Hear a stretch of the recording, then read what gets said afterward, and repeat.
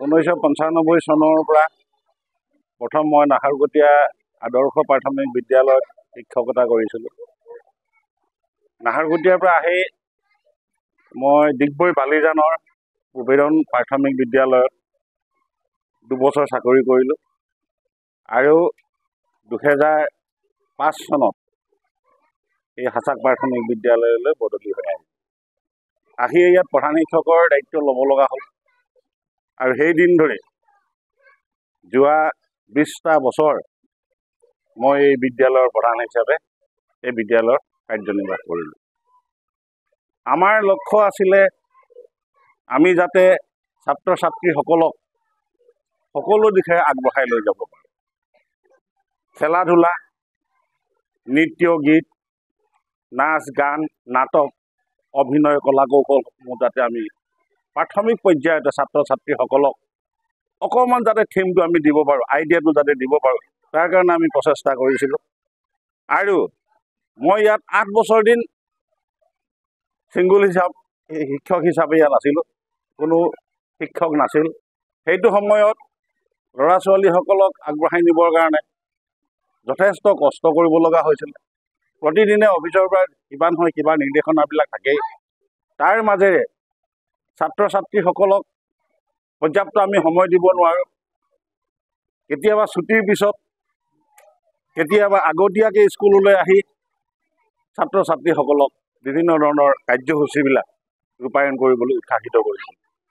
আৰু মই যেতিয়া এইটো অঞ্চললৈ আহিছিলোঁ সেই সময়ত অভিনয় কৰা ছাত্ৰ ছাত্ৰী খুব নাছিল, কম আছিল।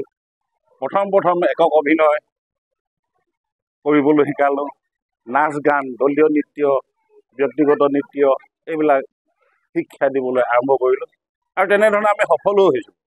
এই অঞ্চলৰ পৰা আমি বক্তৃতা দিবলৈ যেতিয়া ল'ৰা ছোৱালীবিলাকক শিকাইছিলোঁ আৰু সেই ল'ৰা ছোৱালীবিলাকক বিভিন্ন অঞ্চললৈ, বিভিন্ন স্কুল কলেজলৈ নি সেইসকলক বিভিন্ন বিষয়ৰ ওপৰত বক্তৃতা দিয়াইছিলোঁগৈ। এই ক্ষেত্ৰত আমাৰ স্কুলৰ প্ৰাক্তন ছাত্ৰ কুলদীপ চেতিয়া আৰু আমাৰ এই সোণকণ দীপজ্যোতি, তেওঁলোকক বিভিন্ন মঞ্চত নি আমি পিছত বক্তব্য ৰাখিবলৈ অনুপ্ৰাণিত কৰিছোঁ। ঠিক তেনেধৰণে কেইবাজনীও ছোৱালী আছিলে, কেইজনীমান ছোৱালী ছাত্ৰীৰ মই ইতিপূৰ্বে নাম পাহৰি গৈছোঁ।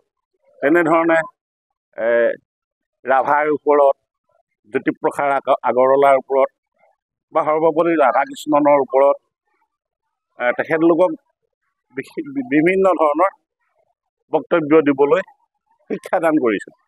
মানে মই ভাবোঁ যে ছাত্ৰ ছাত্ৰীসকলক আমি যদি আগবঢ়াই নিবলৈ হয়, খেলা ধূলা, নৃত্য গীত সকলো দিশে ল'ৰা ছোৱালীসকলক আকৃষ্ট কৰিব পাৰিবলৈ। কাৰণ যদি আমাৰ ছাত্ৰ ছাত্ৰীসকলে এতিয়া পঢ়ি আছে, এদিন ডাঙৰ হ'ব, উত্তীৰ্ণ হৈ ওলাই যাব, তাৰপিছত হয়তো চৰকাৰী চাকৰি পাবও পাৰে, নেপাবও পাৰে। সেই ল'ৰা ছোৱালীবিলাকে কি কৰি খাব? তেতিয়া কোনোবাই হয়তো খেলি, যেনেকৈ শচীন তেণ্ডুলকাৰ আজি ক্ৰিকেট বলটো আৰু বেটখন লৈ সি আজি পৃথিৱীত আমাতকৈ বহু হাজাৰ গুণ ভালদৰে জীৱন নিৰ্বাহ কৰিছে। এক সমৃদ্ধিশালী এক জীৱন।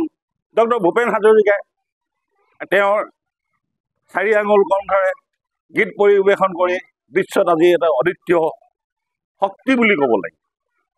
ভূপেন হাজৰিকা মানে এজন ব্যক্তি নহয়, এটা সমাজ। গতিকে তেনেধৰণৰ প্ৰতিভাবিলাক আমি সৃষ্টি কৰিব নোৱাৰোঁ, কিন্তু এই উঠি অহা কণ ছাত্ৰ ছাত্ৰীসকলক ক্ৰীড়া, সাহিত্য, সংস্কৃতিৰ প্ৰতি আমি আকৃষ্টটো কৰিব পাৰোঁ। আমি শচীন তেণ্ডুলকাৰ বনাই দিব নোৱাৰোঁ, আমি কাকো ভূপেন হাজৰিকা বনাই দিব নোৱাৰোঁ, কিন্তু আমি আইডিয়াটো দিব পাৰোঁ, আমি পথটো দেখুৱাই দিব পাৰোঁ। গতিকে হয় হয় হয় হয়, মোৰ ভাল লাগিছে। আজি যোৱা চৰকাৰী হিচাপ মতে 60টা বছৰ পূৰ হ'ল। 60 বছৰ পূৰ হোৱাৰ লগে লগে চৰকাৰী যিটো নিয়ম, সেই ৰুলৰ মাজত, সেই নিয়মৰ মাজত আমি সকলো বন্ধা, সেই নিয়ম আমি পালন কৰিব লাগিব। মোৰেই নহয়, প্ৰত্যেকৰে একেটাই দশা হ'ব। কাৰণ 60 বছৰ পূৰ হোৱাৰ লগে লগে আমি আমাৰ দায়িত্ব এৰিব লাগিব। এতিয়া ৰাইজে আজি ইমান ৰাইজ গোট খাইছে, কিছুমান মই পঢ়োৱা ছাত্ৰ ছাত্ৰীৰ অভিভাৱকসকল আহিছে, মই পঢ়োৱা প্ৰাক্তন ছাত্ৰ ছাত্ৰীসকল আহিছে। এই বিদায় মুহূৰ্তত, শেষ মুহূৰ্তত তেখেতলোকে সকলোৱে এবাৰ মোক আশীৰ্বাদ দিছেহি। ময়ো তেওঁলোকৰ উন্নতি উজ্জ্বল ভৱিষ্যত কামনা কৰিছোঁ। গতিকে আজি ভাল লাগিল। আজি হাছাক প্ৰাথমিক বিদ্যালয়ৰ প্ৰাংগণত হাছাক প্ৰাথমিক বিদ্যালয়ৰ অৱসৰপ্ৰাপ্ত প্ৰধান শিক্ষক শ্ৰীযুত জিতেশ বৰা ছাৰৰ আজি বিদায় সভা অনুষ্ঠিত কৰা হৈছে। আমি আপোনালোকক জনাব বিচাৰিছোঁ, আপোনালোকৰ জৰিয়তে সমগ্ৰ অসমৰ জনগণক জনাব বিচাৰিছোঁ, জিতেশ বৰা ছাৰে বিগত 20টা বছৰ আমাৰ এই প্ৰাথমিক বিদ্যালয়তে তেখেতে প্ৰধান শিক্ষকতা কৰি আহিছিল আৰু তেখেতৰ এই শিক্ষকতা কৰাৰ সময়ত তেখেতে এই অঞ্চলটোৰ বাবে, এই সমাজখনৰ বাবে বহুতো গুৰুত্বপূৰ্ণ তেখেতে ভূমিকা আগবঢ়াই থৈ গ'ল। সেয়ে আমি আজি হাছাক প্ৰাথমিক বিদ্যালয়ৰ প্ৰাংগণত প্ৰাক্তন ছাত্ৰ ছাত্ৰীসকল, লগতে আই মাতৃৰ গোটসকল, বিদ্যালয় পৰিচালনা সমিতি আৰু লগতে বিদায় সভা উদযাপন সমিতিৰ তৰফৰ পৰা তেখেতক আজি বিদায় সভা আমি আয়োজন কৰিছোঁ। আৰু আজি এই বিদায় সভাত আমি কুমচাই ক্লাষ্টাৰৰ অন্তৰ্গত বিভিন্ন বিদ্যালয়সমূহৰ প্ৰধান শিক্ষকসকলক আমি আমন্ত্ৰণ জনাইছোঁ। বিশেষভাৱে তেখেতসকলক সম্বৰ্ধনা জ্ঞাপন কৰা হৈছে। আৰু আমি কিনো কম, আপোনালোকৰ নিউজ চেনেলৰ জৰিয়তে জিতেশ বৰা ছাৰক আমি বিশেষভাৱে তেখেতক ধন্যবাদ জ্ঞাপন কৰিছোঁ।